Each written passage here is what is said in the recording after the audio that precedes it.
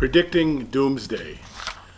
Well, there was this 89-year-old leader who studied the Bible. His name was Harold Camping.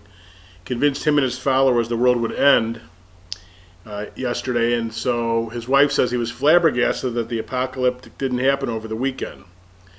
But it's not just he's embarrassed. People died. One guy committed suicide in Taiwan. There's reports of other suicides about it. That the coming rapture, this one guy in Taiwan jumped out of a building. This California woman was one of millions who heard Camping's message, concerned that her daughters would experience a horrible fate during the apocalypse, so she forced her daughters to lie in bed, then she cut their throats with a box cutter, then she tried to kill herself, but they all survived. And now Camping is saying, he missed the date there, but it's really going to happen in October. And this is not the first time. Other people have predicted the apocalypse and the rapture are coming. Well, you don't know the future. These guys are certain based on certain signs of reading the Bible. They know the exact date.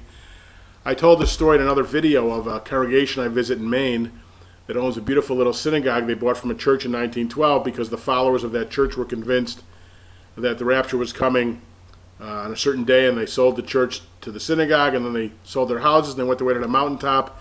They might still be waiting, although it could be really cold in Maine in the winter, and they'd have a hard time. Basically, what I wanted to show you was a text from Maimonides, the Mishnah Torah, in his book on Judges. He says the following about anticipation of end times.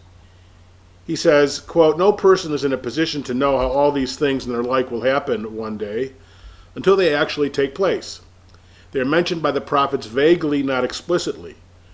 Nor have the sages any traditional knowledge concerning these matters except what they gather from their implication of Bible verses. Hence there is disagreement on the subject. At any rate, and this is the key idea, neither the sequence of these events nor their minute details are of basic importance in religion. One should never deal with legendary topics, nor stretch midrashic statements on these and similar subjects. He should not consider them essential, Maimonides says, since they do not lead to the love and reverence for God. Nor should one reckon the end of days from biblical indications. The sages have said, 'Let despair come to those who make calculations.' One should rather hopefully wait and believe in the principle of things as we have explained." So that is the brilliant wisdom of Maimonides, the great medieval rabbi, 1135 to 1204, who would say to Mr. Camping and others, yes, have basic principles of faith in the end of days and the coming of the Messiah. He from a Christian perspective, Maimonides from a Jewish perspective, although they have very different ideas about what happens at that time. But don't waste your time calculating it, and don't pick a specific date, which leads to the death of people. That's just foolishness and something that's impossible to derive from the text, according to the very wise and great Rabbi Maimonides.